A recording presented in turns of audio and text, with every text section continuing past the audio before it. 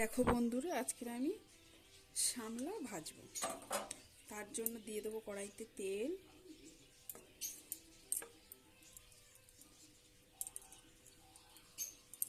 শুকনো লঙ্কা, তেজপাতা, দিয়ে দেবো 5 ফোঁটন, পেঁয়াজ, একটা লঙ্কা। এবার আমি শামলাটাকে দিয়ে দেবো।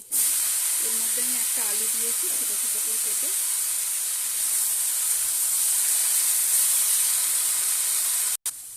এবারে দিয়ে দেবো লবণ, হলুদ,